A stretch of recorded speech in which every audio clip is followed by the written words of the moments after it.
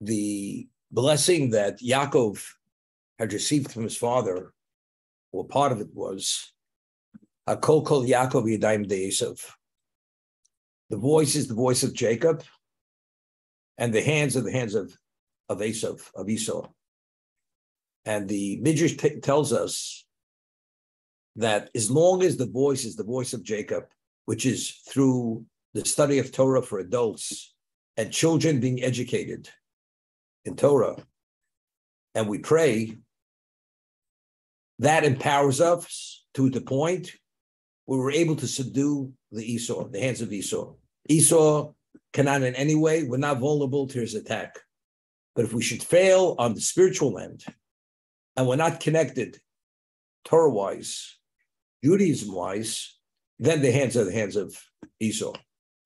That's when we get the brunt of what? Of that pain. And this is the Edomites. And that's why they're able to destroy the second temple. And the longest exile in the history of the Jewish people is the Edomite exile. It's over 2,000 years. Because the voice was not sufficiently the voice of Yaakov. Yaakov flees. He hasn't seen his brother for 34 years. And he was instructed initially to flee because his mother had received the communication that when the first opportunity he has, he will kill him. So it's important for him to leave Canaan and go to her country of origin, to go to her brother's community, and to take a wife there and seek refuge there. And he does.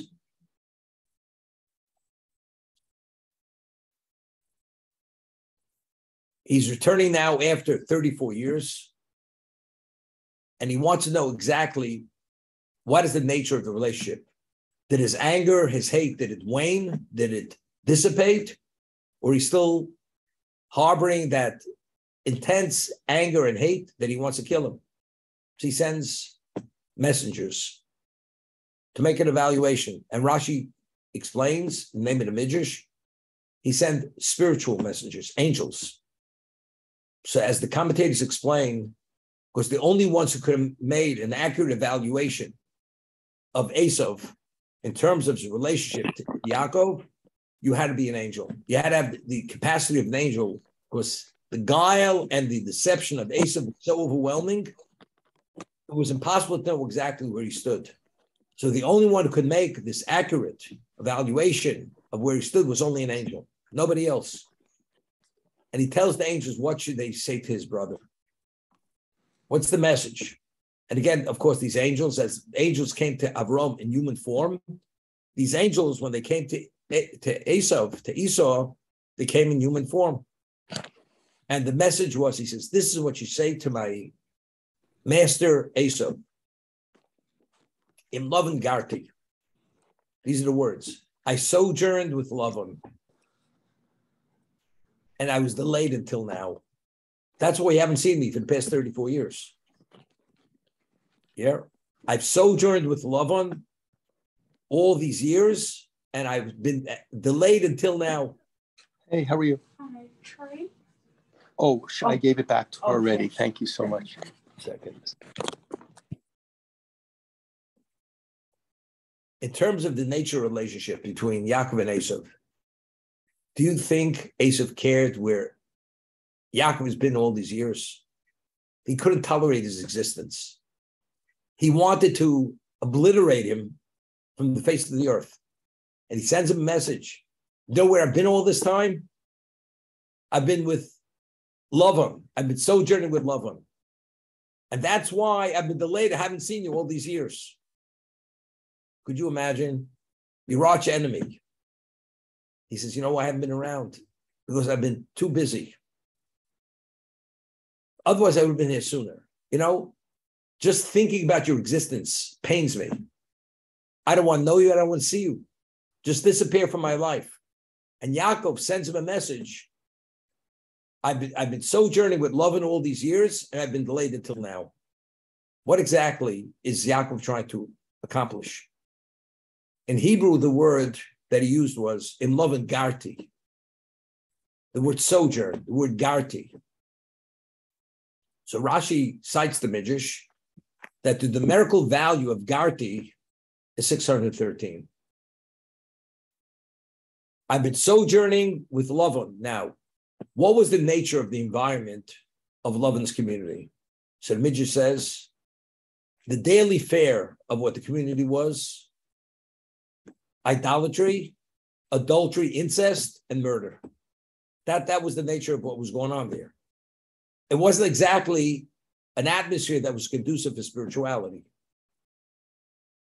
It's like taking a person, throwing in the middle of the ocean. As well as you could swim, there's no way you're going to survive it. Yaakov was put in an environment which was not survivable, spiritually speaking, because of the nature of the quality of the people there. And yet he sends his brother a message. Although I sojourned with Lavan all these years, I'm still spiritually sound.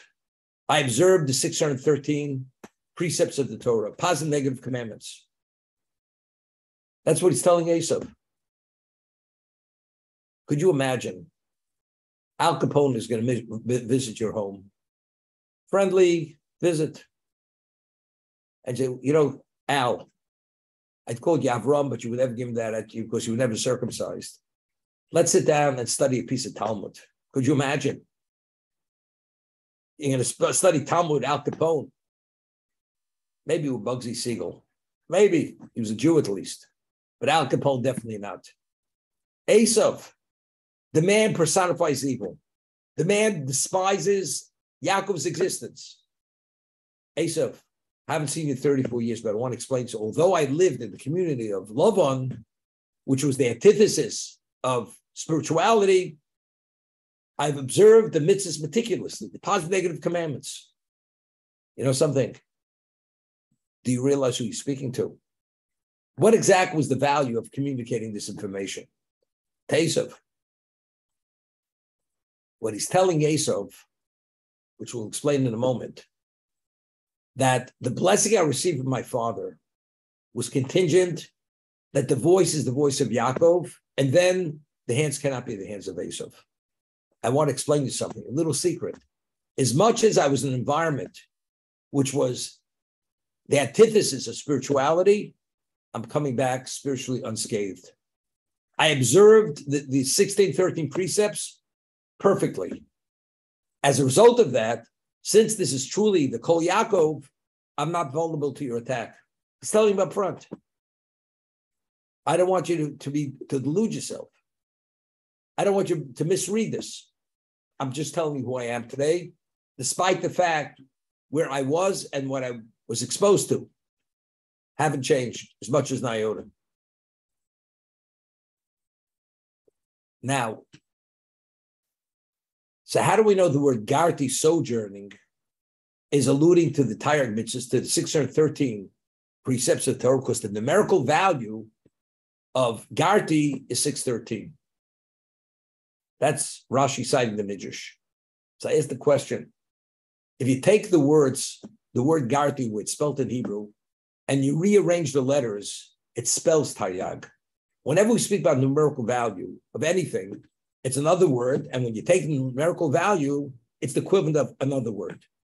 The word Garti, to communicate Taryag 613, I don't have to deal with the numerical value. The letters of Garti is Taryag. Just reconjugate the letters. It spells Taryag, which is 613. So why does the Midrash tell us that when Yaakov sent this to Esav, he said, he's alluding to the numerical value of that word. Why do we need numerical value? That's the question I asked. Now, and asked another question. He says, I observed the 613 precepts, and I did not learn from Lavan, the evil one, from his evil ways. Well, it's understood. If you kept the 613 precepts, you didn't learn from Lavan's evil ways. Lo lamarti masiv aroyim. I did not learn from his evil ways. Well, if you tell me he observed the 613 precepts, it's obviously learned from his evil ways. So what is he adding? What's the added, this so-called, he's illuminating something. By adding that, he's telling me something which I wouldn't have understood. What is he adding? What is he telling us? Now, you have two people, both observant Jews, and on the face of it, both of them, they go through the same motions. But yet, the two people are totally different planes. One person is the equivalent of a living angel. The other person is an ordinary mortal. Why? Because one person, when he does any of the precepts of the Torah, it's infused with reverence. It's infused with love. It's infused with humility, negation to God. The person feels privileged, he's able to serve God. So what is the value of that, his observance? It's another dimension of service. The other person, he observes meticulously, but he has ulterior motives. He has distractions. He doesn't have that reverence. He doesn't have that love for God. So although you fulfilled your obligation, but the innateness of that mitzvah is not the same. We're talking about worlds apart. When Yaakov left to go to Haran, to his uncle's community, he had spent 14 years studying Torah Shem and Aver before he departed from Canaan. When he spent 63 years studying day and night, he's the man of the tent. He's the personification of Torah. He spends 14 years learning in Shem and Aver. That's the family, the most special son of Noach. At that point, when he would perform, where he was only exposed to the holiest of holy, at what level did he perform? The mitzvah, at the most advanced level. Because he himself was permeated with holiness and spirituality, and therefore his actions were an expression of that. Now that he goes to Haran, he's 20 years exposed to the evil of evil. You couldn't be in a more unconducive environment. The spirituality, he observes the 613 precepts. But qualitatively speaking, I would say you may observe it. You may be going through the motions. But in terms of the innateness of those mitzvos, it's lacking. It doesn't have the same intensity of holiness. It doesn't have the same degree of reverence, the same intensity of love for God. There may be a slight ulterior motive. Maybe. So therefore, you may have kept Taryag. 613. Reconjugate the letters. Sojourning is Taryag. But the question is, what is the heart of those Taryag? When I speak about numerical value, you talk about superficial. Numerical value means that's the essence. The essence of the words is Taryag. So that's what he said. Chazal say when Yaakov was communicating to Esav that he observed the 613, he's not saying, I just went through the motions. It's numerically 613. Being numerically 613, that means the essence of what I did hasn't changed. And that's what he said. I observed the 613 precepts and I did not learn from his evil ways. That means I was unaffected by him because I would have been affected, although I observed the 613, qualitatively speaking, they're not the same. So as a result of this, when we speak about Kol Yaakov, qualitative Kol, voice of Jacob, the Torah and the Mitzvos, nothing has changed. That's exactly what he's communicating to his brother Esav. And as a result of that, I'm not vulnerable to your attack. And the reason why I haven't been back-sent, I've been delayed. That's what he's saying to his brother Esav.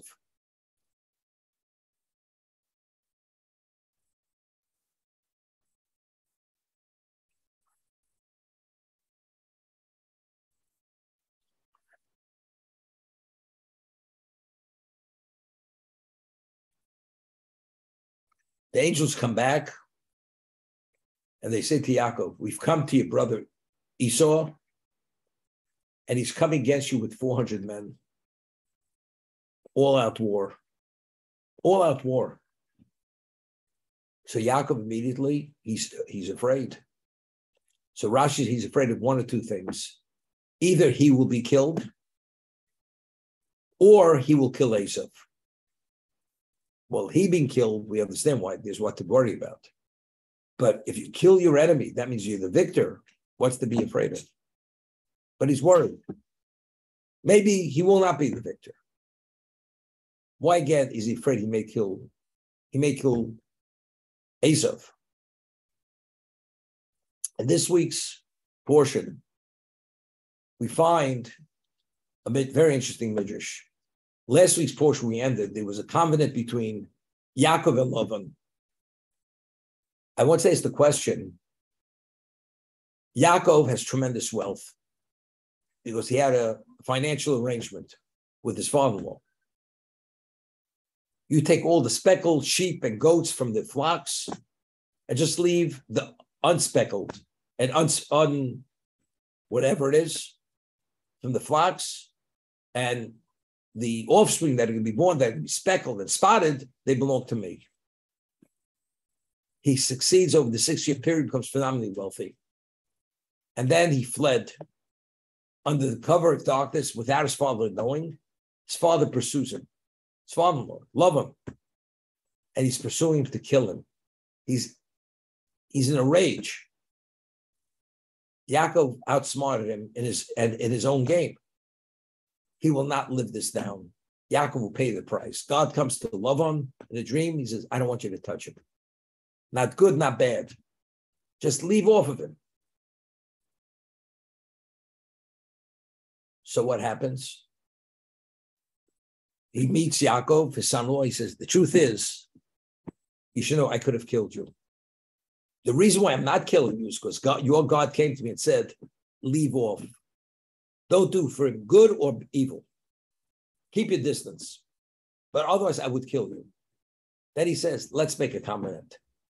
Now, so the question I asked was, here when he's confronted, when he hears that Esav's coming against him with 400 men, all out battle, he's afraid. He may kill Esav. His family will be destroyed. He prays to God. He sends Esav a valuable gift. Prepares for war. When he fled from Lavan, although he knew exactly what Lavan's reaction was, Yaakov wasn't fazed. He went as if he didn't have a care in the world. Although he knew Lavan would pursue him, he didn't prepare for anything. Didn't even look over his shoulder. Questions, why not? Here you see, he's terrified. Maybe this is going to be a battle to the death, and maybe I will be killed. Or even if I'm not killed, I will kill him. And that will be a diminishment in my own spirituality. Why did he not prepare to pray or whatever? And God on his own came and says, don't touch him, not good for good or evil. But how did Yaakov know that that would be the reality? So what we said was that there's a struggle between Yaakov and Esav. And this struggle began in the womb of the mother. That was the agitation, the battle between good and evil. Yaakov, unless he's of that special standing, spiritually speaking, he's vulnerable to be destroyed by Esav. Therefore, when I hear Esav's coming against me with 400 men, I have what to worry about. That means I failed on my watch to be the counterforce against Esav. Therefore, I got to worry. If I have to pray, I have to send them a gift, which is equivalent of bribery, and I got to prepare for war. Can't leave a stone unturned. Lavan is not his counterbalance. Lavan's evil, but Lavan will not in any way compromise Yaakov. God will take care of it, as what happened. God intervened, came to him in a dream. Just don't touch Yaakov. Just keep your hands off. That's what he said to him. That's the understanding. We also understood it. Now, that's why Yaakov wasn't concerned. He fled without a care in the world. Didn't have to look over his shoulder. Maybe Lavan's coming down the pike, which he was coming down the pike. But when Esav, he hears he's coming, he's frightened. Okay? That's the way I explained it. Now, when they had this pact, this covenant between the two of them, and they had a pile of stones, or mound of stones, which was a confirmation of the what and a representation of that covenant, that neither could pass by that to attack the other. That bound to this. Where did they get the stones from? So the Midrash says explicitly, they needed stones. You know what Yaakov did? He went over to a mountain. He tore out half the mountain. Just tore it out. And Lavan is watching this. He's like amazed. Lavan says to Yaakov, I thought I could kill you, but now I realize you could have killed me. He's never seen such power, such strength. And the Torah already alluded to it slightly, because when Yaakov first met Rachel, his future wife, where she was a shepherdess, it says there was a boulder on the mouth of the well, and Yaakov had to water the flock. He just plucked it off. Other shepherds, even many of them, couldn't take it off the well. At best, they could roll it off the well. Yaakov just plucked it off. And the Midrash says, from here we see the power of Yaakov. Had phenomenal power, but how powerful? They could lift the boulder. But in this week, regarding developing this mound of stones, it says he tore out part of the mountain. Lavan sees this, he can't believe his eyes. And he realized at that moment, even if God wouldn't have forewarned him to stay away, if he would have attacked Yaakov, Yaakov would have killed him, without a question. So the question is, why did God have to intervene? God should have allowed Lavan to attempt to kill Yaakov. Yaakov would have killed him. It's like stepping on a flea. That's all it is, comparatively speaking. So what we explained was, when Yaakov originally relinquished his wealth to Eliphaz, he had tremendous wealth, because Eliphaz wanted to kill him, because he was given that order by his father. And Eliphaz says, I have to kill you because my father commanded is a mitzvah of honoring a father. Yaakov says, take my wealth. And since a poor man is equivalent of a dead man, take it, and you fulfilled your obligation to your father. So we asked the question, why did Yaakov kill Eliphaz? So we explained, because if a person kills, even legitimately, in the context of self-defense, taking a life is a diminishment in your own spirituality. As a result of that, Yaakov felt to be diminished, the diminished in his own spirituality will be compromised the future of the Jewish people. And he knows he's the patriarch of the Jewish people. He will father the 12 sons. So he chose, rather than compromise his own spiritual standing, he gave up all his wealth. Because the alternative was to kill Eliphaz, the son of Esav. He's not doing that. Now, why did he he fled from Lavan after being there for 22 years? It was time to go back. Lavan's coming after him. There are one or two scenarios. Either God is going to intervene, and therefore he won't touch me, or worse comes to worse, if I have to kill him, I will kill him. Because as Yaakov displayed his power, Lavan never saw anything like it. So why did God intervene? The answer is, at this point, Binyamin was not yet born. If he would kill Lavan, again, it would be a diminishment in his spiritual standing, status. It would manifest itself that Binyamin would be a less of a person, because Binyamin's spiritual level is dependent on what Yaakov's spiritual level is. Therefore, God chose to intervene that Yaakov shouldn't have to do that. So the Jewish people should be born in this pristine state, in this advanced state of spirituality, which was never compromised for that reason.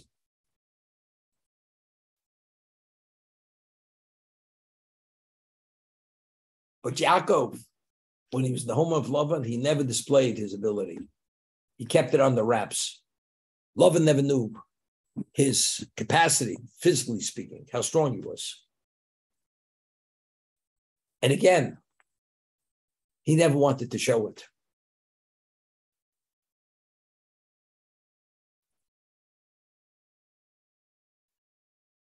It says he was afraid he may be killed or he may kill. He being killed is one thing. Okay. But what is he afraid? He may kill Esav. Again, as we're saying, because if he kills Esav, that means he had to kill. If he kills, that means he's compromised. And if he's compromised, Binyamin, who hasn't yet been born, is going to be in a compromised state. That's why he was fearful.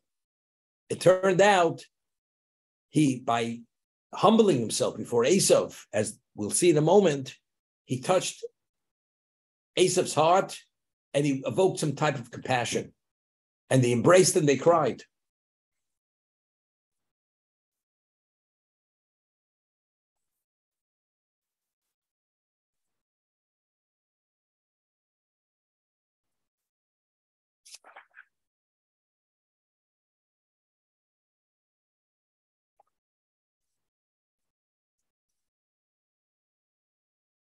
When Yaakov left Mount Moriah, when he had the prophecy, God says, I will watch over you and I will bring you back whole in peace. So if God gave him the guarantee, you couldn't have a better guarantor than God himself. So what was he worried about? God said, I'll bring you back. He's bringing him back. So what do you mean you're concerned he may be killed? He can't be killed because God is backing that guarantee. So over here, the Torah says, he says to God, I'm concerned I've been minimized because of all the what? All the chesed you did with me. All the what? The truth you did with me. Because when I crossed the Jordan, all I crossed with was my walking stick and the shirt on my back, nothing more. And today, I have tremendous wealth. That I have enough wealth, I could divide it into two camps. I've been minimized. How do you determine one's spiritual status as a tzaddik or not a tzaddik? If the majority of the accomplishments are positive, one's classification is tzaddik. If not, classification is contrary to that. But you need to be, but the various levels of tzaddik. He was concerned that maybe because of when he crossed the Jordan, what did he cross with? Shirt on his back and a walking stick. Today, he's phenomenally wealthy. Maybe that wealth that he created was a depletion of that special divine protection, that he's no longer worthy of that. And if he's no longer worthy of that, Yaakov has a problem. He could be compromised by Esav. He's vulnerable to his attack. I've been minimized due to all the chesed you did with me and all the truth, the Torah I have, the wealth I have. He had the best of both worlds at the most advanced level. That was his concern.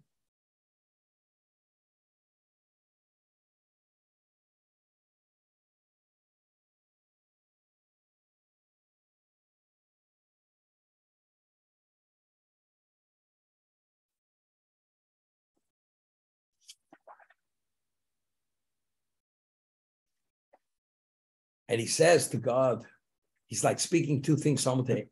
I'm concerned I've been minimized and soiled by sin. But on the other hand, you promised me you'd watch over me and this and that. When a person's a tzaddik is always second guessing himself. Maybe I haven't performed sufficiently.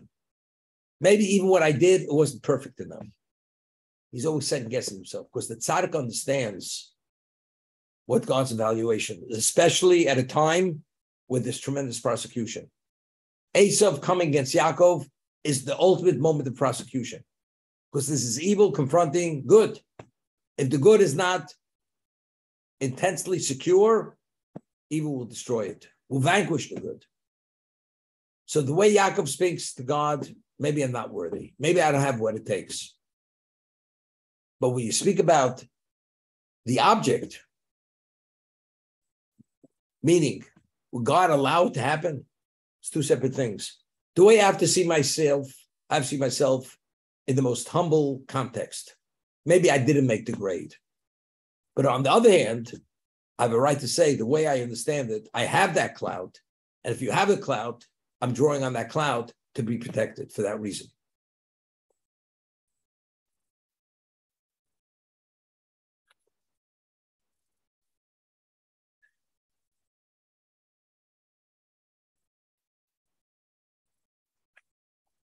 he concludes that you said your progeny would be like the sand on the beaches, which cannot be counted or quantified because of the unlimited numbers.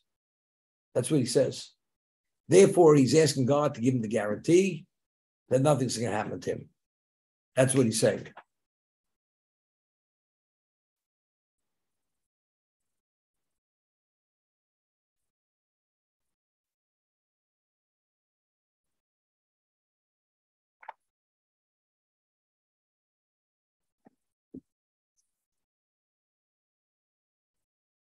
Now, we always discuss the smallest nation in the history of existence of the Jewish people.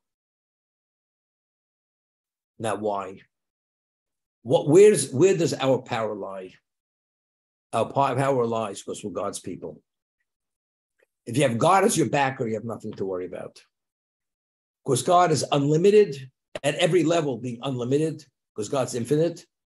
So if he's your backer, we don't need numbers. We have an elite number. Every soul that goes as in the Jew is the most elite, advanced level of soul. So as long as you're part of the whole, we're okay. We don't need more than that. What happens if a person tries to quantify the Jewish people? You're doing the wrong thing. Of course, you're missing the boat. You know, a person is able to have a pound of diamonds or 15 truckloads of steel. What would you take? Well, you take what's most valuable. Well, seemingly diamonds are more valuable. But volume-wise, you know how many trucks you need to transport that amount of iron. So again, we're talking about qualitative versus quantitative. The Jewish people, because of their innateness, the dimension of their soul, when you have even the smaller number, you have it all. The Gentiles, which their souls are infinitesimal compared to the Jewish soul, and therefore they only have 7 Noahide laws. As a result of that, even if you double the numbers, what is their innate value to God?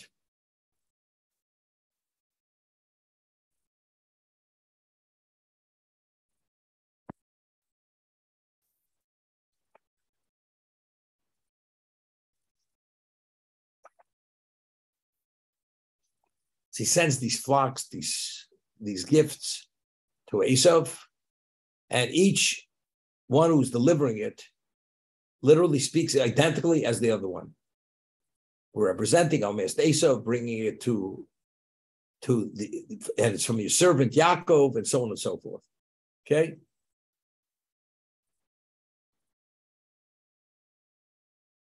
And then the Torah tells us a story. Yaakov's transporting all his assets over the Yapok River. And all of a sudden, he's confronted by an angel. And he fights with this angel. He wrestles with this angel from midnight till dawn. And it's a fight to the death. Now, how could a mortal defeat an angel? You're only a mortal. You're made of earth. The angel is a spiritual being. Who was Yaakov? Yaakov himself, although he was a physical being, but he's the most special of the patriarchs. He had spiritualized himself, every fiber of his being, to be fully integrated into the spirituality of his soul. Therefore, when he fought the angel, he didn't fight the angel as a mortal. He fought him as, I didn't want to use the word composite. Maybe it's the best word you could use, but rather as this combination of physical and spiritual, because the physical took on a spiritual dimension. If that's the case, he could go toe to toe with an angel, even destroy the angel, which he did.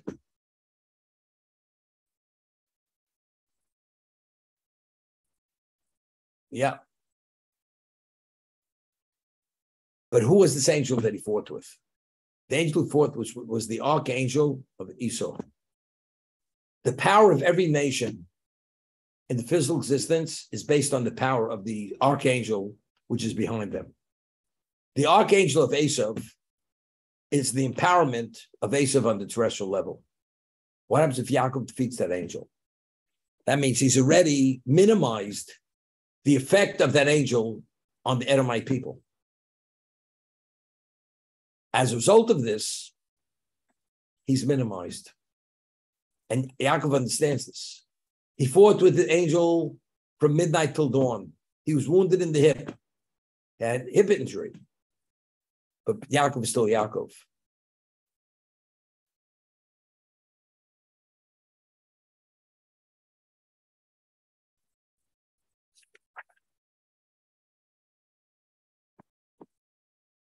Okay, I think we're going to stop here and ask for questions and answers.